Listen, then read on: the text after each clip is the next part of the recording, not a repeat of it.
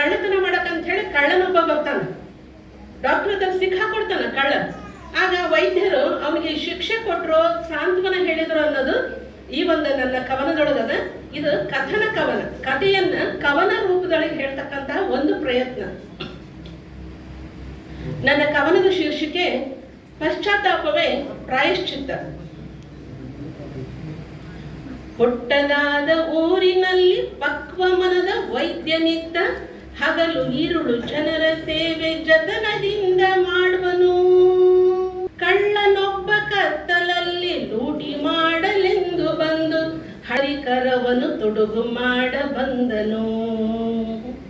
ಕದ್ದ ಮಾಲಿನಲ್ಲಿ ಇದ್ದ ಚಾಕು ಒಂದು ಚುಚ್ಚಿದಾಗ, ತೆಗೆಯಲೆಂದು ಬಗ್ಗಿದಾಗ ಜೋಲಿ ತಪ್ಪಿ ಬಿದ್ದನು. ಒಂದು ಕೈಲಿ ಹಣದ ಗಂಟು ಸೂಜಿ ಮದ್ದಿನೊಡನೆ ಬಿದ್ದು, ಕಾಲು ಪೂರ ಹೊರಳಿಕೊಂಡು ಕಣ್ಣು ಕತ್ತಲಿಟ್ಟಿತು. ಮಬ್ಬು. ಆಮೇಲೆ ಏನಾಯ್ತು? ಕಳ್ಳನನ್ನು ಮೆಲ್ಲಗೆತ್ತಿ ಸೂಕ್ಷ್ಮ ಕಂಗಳಿಂದ ನೋಡಿ, ಎಲ್ಲ ಅರಿತ ಸಂತರಂತೆ ಸುತ್ತ ನೋಡಿ ನಕ್ಕರು. ತಲೆಯ ಸವರಿ ಕಾಲು ನೀವಿ ತಿನ್ನಲು ಹಣ್ಣು ಹಾಲು ನೀಡಿ, ಪೆಟ್ಟಿನಿಂದ ಸೊಟ್ಟಗಾದ ಕಾಲ್ಗೆ ಪಟ್ಟು ಬಿಗಿದರು. ಸಿಟ್ಟು ಮಾಡದೆ ಪಟ್ಟು ಹಾಕಿ ಜೀವ ಕೊಟ್ಟ ದೇವ್ರು ನೀವು, ಮಾಡಲಾರೆ ನೀಚ ಕೆಲಸ ಎಂದ ಕಳ್ಳ ಅಳುತ್ತಲೀ. ಉಚ್ಚ ನೀಚ ಧನಿಕ ಬಡವ ಎಂದು ನೋಡದೆ ಮದ್ದು ಕೊಡುವ, ವೈದ್ಯರೆಲ್ಲ ದೇವರೆಂಬ ನೀತಿ ಹೇಳುವ ಕಥೆ ಇದು. ಒಳ್ಳೆಯ ಅವಕಾಶ ನೀಡಿದ್ದಕ್ಕಾಗಿ ಧನ್ಯವಾದಗಳು. ಕವನ ಕೇಳಿಸ್ಕೊಳ್ಳುವಂತ ಎಲ್ಲ ಸಂಪ್ರದಾಯರಿಗೆ ನನ್ನ ಅನಂತ ಧನ್ಯವಾದಗಳು. ಮಾತಿನಂತೆ ಮೂಲಕವಾಗಿ ಹೇಳಿರುವಂತಹ ಪಾರ್ವತಿ ಹಮ್ಮಿಗೆ ಮೇಡಮ್ ಅವರಿಗೆ ಧನ್ಯವಾದಗಳು. ಈಗ ಶ್ರೀ ರಾಘವೇಂದ್ರ ಕೋಲ್ಕಾರ್ ಅವರು ಮುಂದಿನ ತಯಾರಿ. ಗೀತಾ ಅಶೋಕ್ ಶೆಟ್ಟಿ ಬಂದಿದ್ದೀರಾ? ಗೀತಾ ಅಶೋಕ್ ಶೆಟ್ಟಿ. ಎಸ್.ಎ. ಸಂಕೇಶ್ವರ್ ಅವರು ಬಂದಿದ್ದೀರಾ? ಕನ್ನಡ ನೆಲವಿದು ಕವಿಗಳ ಬೀಳಿದು, ಕೆಚ್ಚೆದೆ ವೀರರು ಜನಿಸಿದ ನಾಡಿದು. ಶರಣ ಸಂತರ ನೆಲೆಗೆ ತವರೂರಿದು, ಗಂಧದ ಪರಿಮಳ ಬೀರುವ ನಾಡಿದು. ಅದುವೇ ನಮ್ಮಯ ಹೆಮ್ಮೆಯ ಕನ್ನಡ. ಭಾಷೆಗೆ ಸಿಕ್ಕಿದೆ ಶಾಸ್ತ್ರೀಯ ಸ್ಥಾನ, ಅದುವೇ ಕನ್ನಡ ನಾಡಿಗೆ ಸನ್ಮಾನ. ಸಾರಿ ಹೇಳುತ್ತಿವೆ ಇತಿಹಾಸದ ಶಾಸನ, ಶಿಲ್ಪಕಲೆಗಳು ಅರಳಿ ನಿಂತ ತಪೋವನ. ಅದುವೇ ನಮ್ಮಯ ಹೆಮ್ಮೆಯ ಕನ್ನಡ. ಜನಪದ ಸಾಹಿತ್ಯದ ಲೋಕವಿದು, ಕಂಸಾಳೆ ಡೊಳ್ಳು ಕುಣಿತದ ತಾಣವಿದು. ಜನಪದ ಕಲೆಗಳ ರಸದೌತಣವಿದು, ಯಕ್ಷಗಾನ ಬಯಲಾಟಗಳ ತೋಟವಿದು. ಅದುವೇ ನಮ್ಮಯ ಹೆಮ್ಮೆಯ ಕನ್ನಡ. ಕವಿಪುಂಗವರು ಜನಿಸಿದ ಮಣ್ಣಿದು, ಜ್ಞಾನಪೀಠದ ಉತ್ತುಂಗದ ಶಿಖರವಿದು.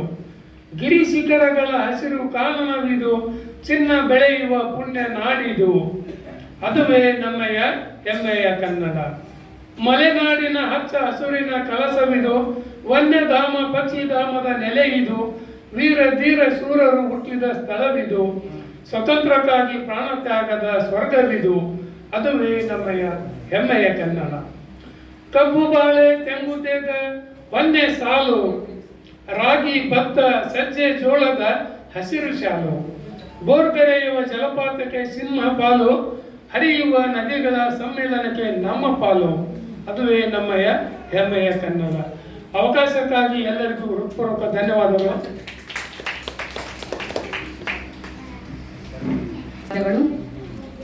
ಅವರಿಗೆ ಗೌರವವನ್ನ ನೀಡಬೇಕು ಅಂತ ಕೇಳ್ಕೊಳ್ತಾ ಇದ್ದೀನಿ. ಈಗ ಎಸ್.ಎ. ಸಂಕೇಶ್ವರ್ ಅವರು ಮುಂದಿನ ತಯಾರಿ. ಕಸ್ತೂರಿ ಗಂಜಿಗಟ್ಟಿ.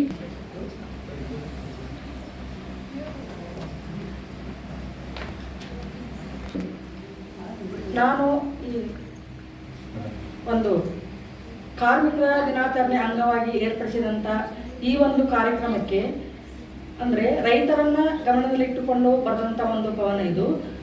ಎಷ್ಟೇ ಶ್ರೀಮಂತರ ಇರಲಿ ಏನೇ ಇರಲಿ, ಎಷ್ಟೇ ಒಂದು ಬಂಗಾರ ಇರಲಿ ಏನೇ ಇರಲಿ, ಹೊಟ್ಟೆಗೆ ತಿನ್ನುವುದು ಅನ್ನ.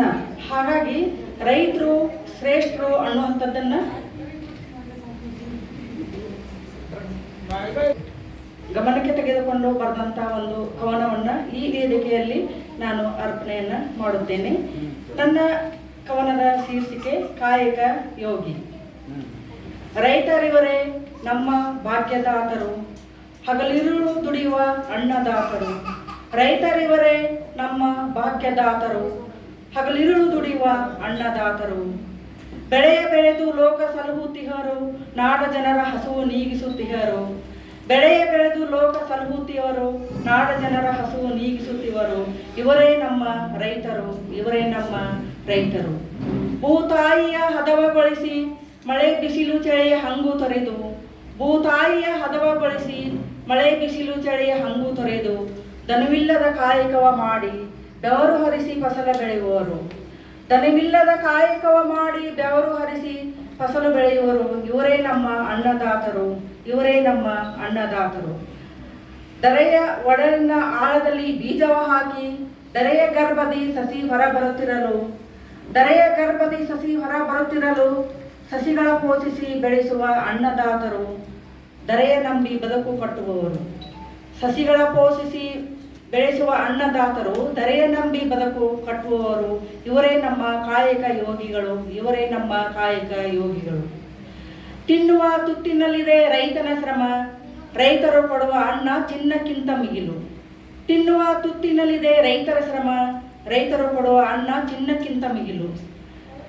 ಬೆಳೆದ ಬೆಳೆಗೆ ಸಿಗಲಿ ನ್ಯಾಯ, ನಮ್ಮನ್ನು ಸಲುಹ ಅವರು ಬದುಕಲಿ. ಬೆಳೆದ ಬೆಳೆಗೆ ಸಿಗಲಿ ನ್ಯಾಯ, ನಮ್ಮನ್ನು ಸಲುವ ಅವರು ಬದುಕಲು. ಇವರೇ ನಮ್ಮ ಮಣ್ಣಿನ ಮಕ್ಕಳು, ಇವರೇ ನಮ್ಮ ಮಣ್ಣಿನ ಮಕ್ಕಳು. ಜಗದ ಜನರ ಹೊಟ್ಟೆಯನ್ನು ತುಂಬಿಸುವ ಈ ಭೂಮಿಯ ಮೇಲಿನ ದೇವರು, ಇವರೇ ನಮ್ಮ ರೈತರು. ಜಗದ ಜನರ ಹೊಟ್ಟೆಯನ್ನು ತುಂಬಿಸುವ ಈ ಭೂಮಿಯ ಮೇಲಿನ ದೇವರು, ಇವರೇ ನಮ್ಮ ರೈತರು. ದುಡಿಮೆಯೇ ದೇವರೆಂದು ಕಾಯಕವ ಮಾಡುವ ಕಾಯಕ ಯೋಗಿಗೆ ಕೋಟಿ ಕೋಟಿ ನಮನಗಳು. ದುಡಿಮೆಯೇ ದೇವರೆಂದು ಕಾಯಕ ಮಾಡುವ ಕಾಯಕ ಯೋಗಿಗೆ ಕೋಟಿ ಕೋಟಿ ನಮನಗಳು. ಇವರೇ ನಮ್ಮ ಅನ್ನದಾತರು, ಇವರು ನಮಗೆ ಅನ್ನ ನೀಡಿದ ದೇವರು, ಇವರೇ ನಮಗೆ ಅನ್ನ ನೀಡಿದ ದೇವರು. ರೈತರಿವರೇ ನಮ್ಮ ಭಾಗ್ಯದಾತರು, ಹಗಲಿರುಳು ದುಡಿಯುವ ಅನ್ನದಾತರು. ಬೆಳೆಯ ಬೆಳೆದು ಲೋಕ ಸಲಹುತ್ತಿವರು, ನಾಡ ಜನರ ಹಸುವು ನೀಗಿಸುತ್ತಿವರು. ಇವರೇ ನಮ್ಮ ರೈತರು, ಇವರೇ ನಮ್ಮ ರೈತರು. ಅವಕಾಶಕ್ಕಾಗಿ ಧನ್ಯವಾದಗಳು.